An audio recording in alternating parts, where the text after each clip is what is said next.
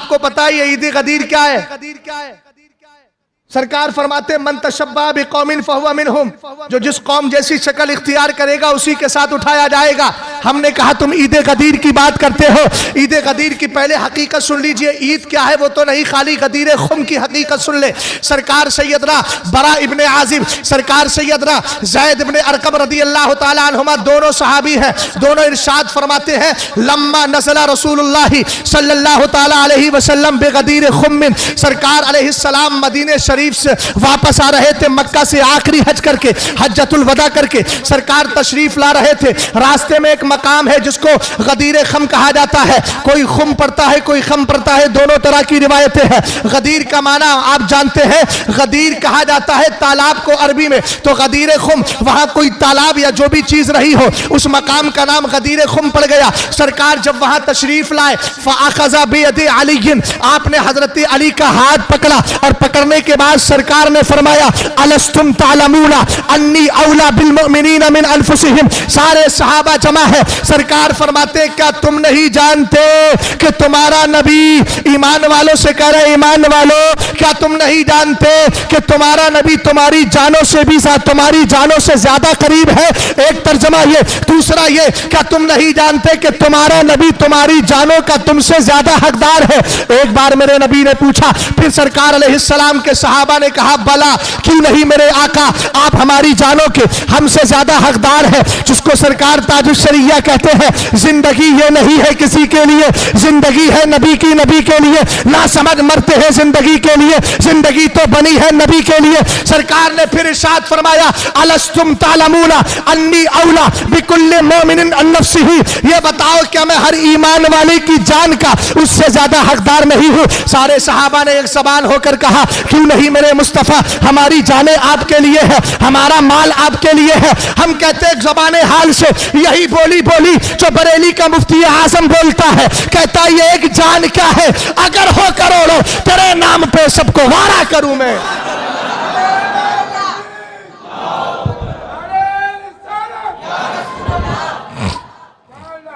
صحابہ اکرام سے جب میرے نبی علیہ السلام صحابہ کی طرف سے سرکار نے جب یہ جواب سنا تو فرمایا اللہم من کنت مولاہ فعلی مولا، کہ اللہ میں جس کا مولا اس کا علی مولا۔ بولو من کنت مولا فعلی مولا، میں نعرہ لگا رہا ہوں، آپ بولے، آپ اگلا جملہ بولے، میں پہلا بول رہا ہوں من کنت مولا، جس کا میں مولا اس کا توجہ ہے۔ اب آگے سرکار نے ایک دعا کی اللہم والی من والہ وعادی من عادا، اے اللہ جو میرے علی سے پیار کرے اس سے تو پیار کر، اور جو علی سے دشمنی رکھے اس کو اپنی بارگاہ سے دور کر دے۔ یہ دو جملے سمجھنے کے ہیں، اسی کو لے کے نافذی نیم رافضی ہمارے سنیوں کو گمراہ کرنے کی کوشش کرتے ہیں۔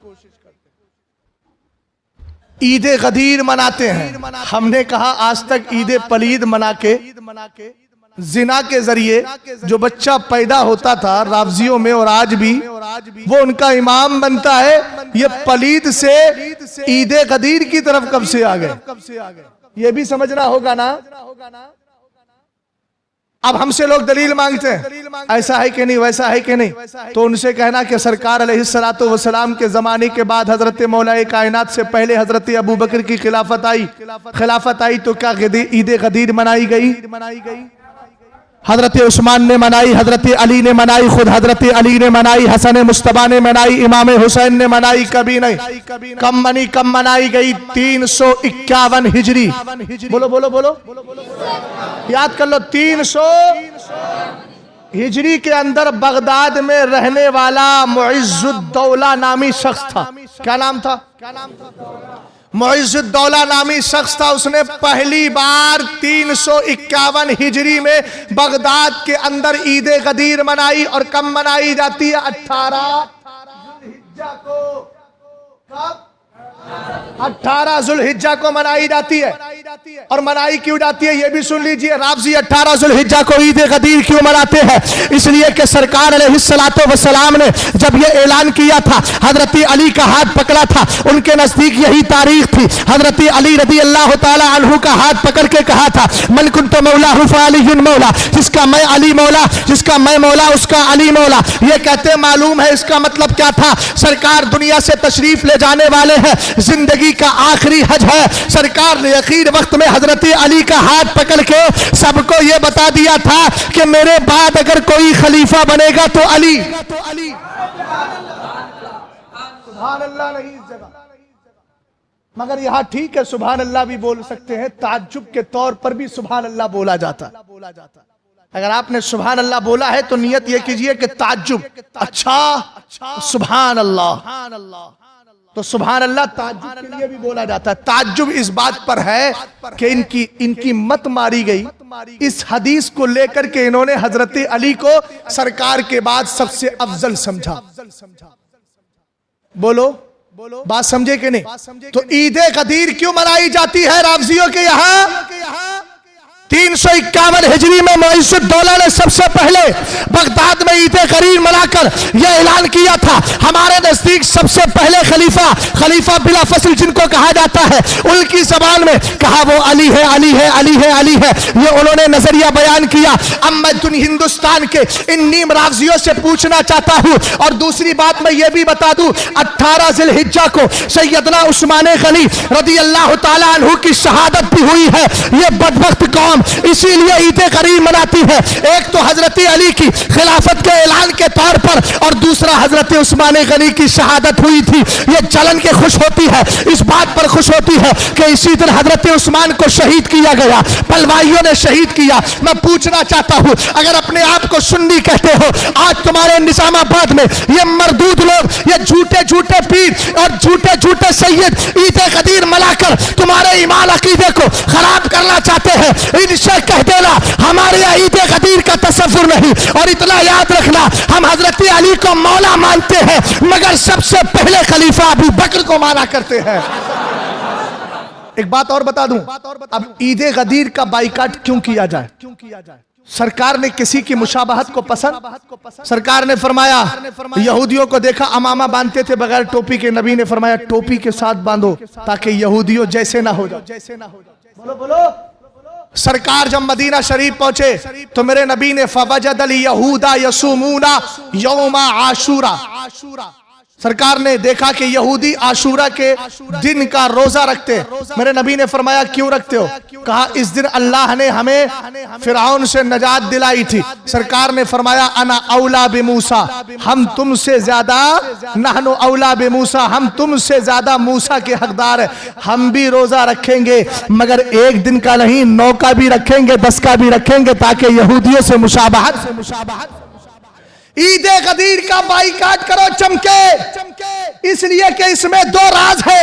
ایک تو حضرت علی کی خلافت کو اول ثابت کرنا ہے، حضرت ابو بکر صدیق اکبر کو. ارے آپ مانتے ہیں پہلا خلیفہ ابو بکر صدیق اکبر ہے اور یہ کہہ رہے حضرت علی ہے. جب آپ کے نزدیک ابو بکر پہلے خلیفہ ہے تو مطلب یہ ہوا الیاذ باللہ کہ ابو بکر زبردستی خلیفہ بن گئے ہیں، ابو بکر نے خلافت کو چھین لیا ہے. اور آپ جانتے ہیں حضرت ابو بکر صدیق اکبر کی خلافت کا منکر کون ہے؟ اٹھائیے فقہی کتابیں.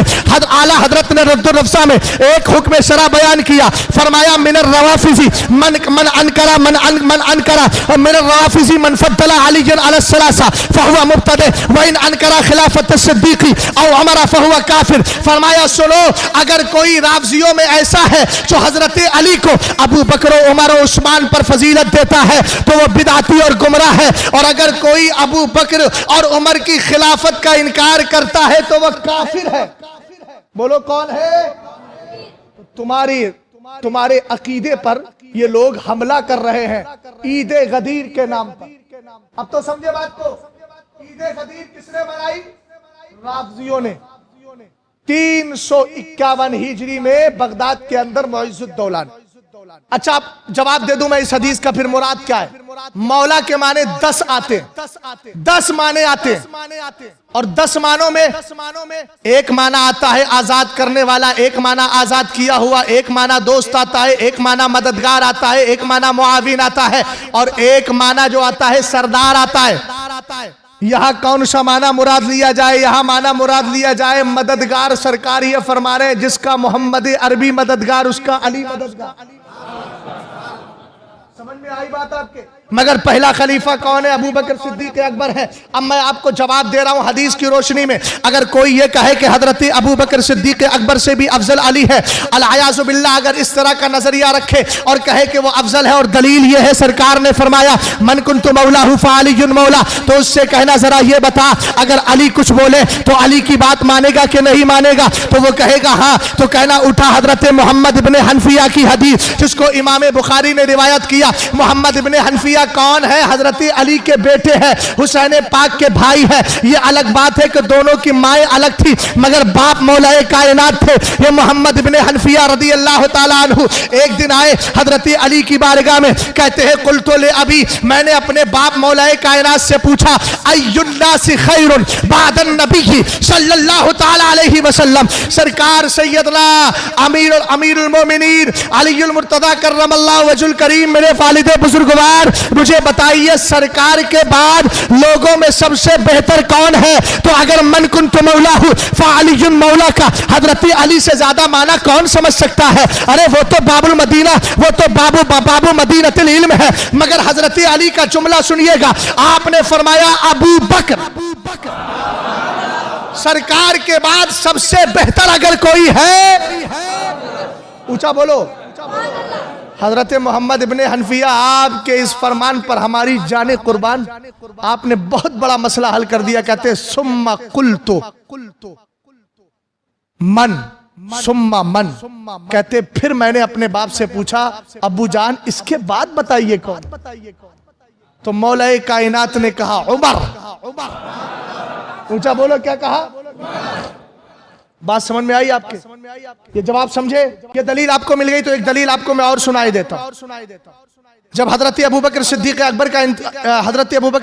اکبر رضی اللہ تعالی عنہ خلیفہ بننے والے تھے، ابھی بنے نہیں تھے، سرکار کا وصال ہو گیا، دار قطنی کی روایت ہے، تو مولا کائنات کہتے ہیں دخلنا علی رسول اللہ صلی اللہ تعالیٰ علیہ وسلم فقلنا یا رسول اللہ استخلف علینا، ہم سرکار کی بارگاہ میں گئے، جانے کے بعد میں جواب دے رہا ہوں سنیے گا، انہوں نے من کنت مولاہ فعلی مولا کو دلیل بنایا ہے۔ تو اس کا جواب یہ پہلا کیا ہے؟ پہلا جواب تو یہی کہ حضرت علی خود ابو بکر کو اپنا بڑا مانتے تھے، عمر کو اپنا بڑا مانتے تھے اور خلیفہ مانتے تھے، ان کے ہاتھ پر بیعت بھی کی تھی۔ دوسری بات یہ سرکار سیدنا مولا کائنات رضی اللہ تعالی عنہ کی روایت دار قطنی نے لی اور اعلیٰ حضرت نے غایت التحقیق فی امامت العلی والصدیق میں اس کو ذکر کیا۔ فرماتے ہیں حضرت مولا کائنات سرکار علیہ السلام جب مرث وصال میں تھے، سرکار کی زندگی کے آخری ایام چل رہے تھے، فرماتے دخل علی رسول اللہ، ہم سرکار کی بارگاہ میں آئے، آ کر کے ہم نے عرض کی آقا اب آپ کے ظاہری حالات سے لگتا ہے آپ دنیا سے تشریف لے جائیں گے، سرکار استخلف علینا، ہمارا کوئی خلیفہ بتا دیجئے کون ہے خلیفہ؟ اب اس سے زیادہ کلیئر سوال کوئی ہو سکتا ہے؟ حضرت علی خود کہہ رہے ہم نے پوچھا، عرض کی سرکار استخلف علینا، ہمارا خلیفہ مقرر کر دے۔ تو سرکار نے کیا جواب دیا؟ قاری صاحب قبلہ ذرا دھیان سے سنیے گا، ہاں مجھے یہ لگ رہا ہے آپ شاید 7ویں آسمان کی سیر پہ کبھی کبھی چلے جا رہے ہیں، ان دنوں آپ کے سیر کا زمانہ تو چل رہا ہے، توجہ فرمائیے گا ادھر۔ حضرت مولا کائنات رضی اللہ تعالیٰ عنہ نے عرض کی سرکار استخلف علینا، خلیفہ بنا دے۔ سرکار نے فرمایا لا میں کوئی خلیفہ نہیں بناؤں۔ تو پھر تب میرے نبی نے ارشاد فرمایا اِعْلَمِ اللَّهُ فِيكُمْ خَيْرًا يُوَلِّي عَلَيْكُمْ، سرکار فرماتے ہیں اگر اللہ تم میں بھلائی جانے گا تو تم میں سب سے بہتر کو تمہارا خلیفہ بنا دے گا۔ اب یہاں سرکار کے جملے مکمل ہوئے. حضرت علی سے سرکار نے کہا اگر اللہ تم میں بھلائی جانے گا یا اللہ تم میں بہتر کو جانے گا تو اس کو بھلائی جانے گا تو تم میں جو سب سے بہتر ہے اس کو تمہارا خلیفہ بنا دے گا, اس کو تمہارا خلیفہ مقرر کر دے گا. ہم نے کہا حضرت علی آپ کا اسٹیٹمنٹ کیا ہے, آپ کا نظریہ کیا ہے؟ روایت کے اندر دارقطنی کہتے ہیں قال علی رضی اللہ تعالی عنہ فعلم اللہ فینا خیرا فولا علینا ابا بکر.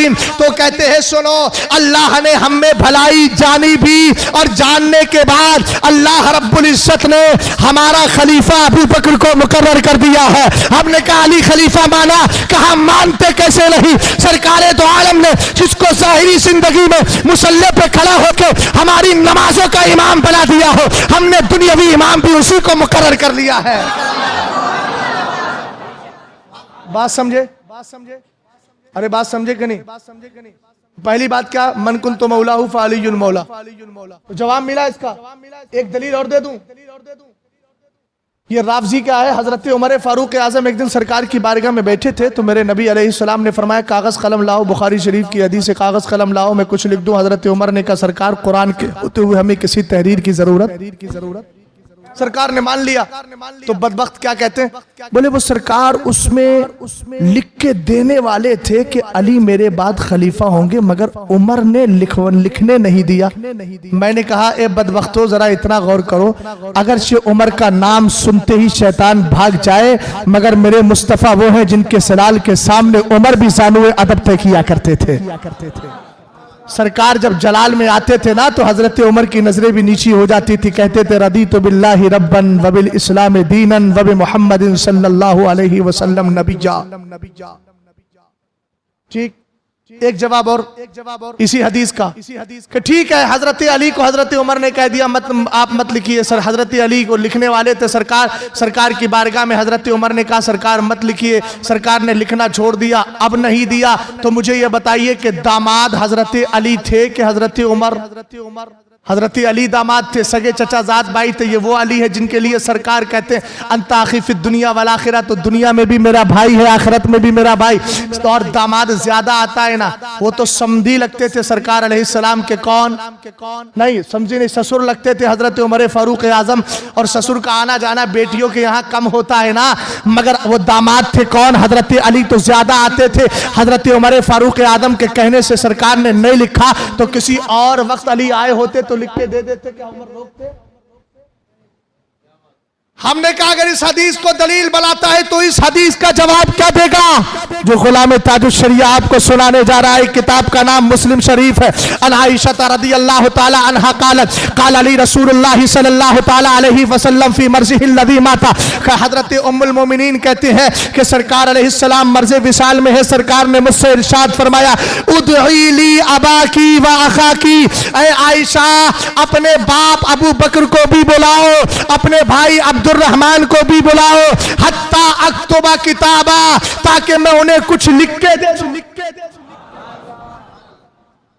ہم نے کہا سرکار لکھ کیوں رہے؟ میرے نبی نے فرمایا فَإِنِّي أَخَافُ أَن يَتَمَنَّى مُتَمَنٍ, مجھے اندیشہ ہے کہ کہیں میرے بعد کوئی آرزو کرنے والا آرزو کرے. وَيَقُولُ قَائِلْ, اور کوئی کہنے والا یہ کہہ دے انا اولا انا اولا انا اولا, میں سب سے بہتر ہوں, میں سب سے بہتر ہوں, میں سب سے بہتر ہوں.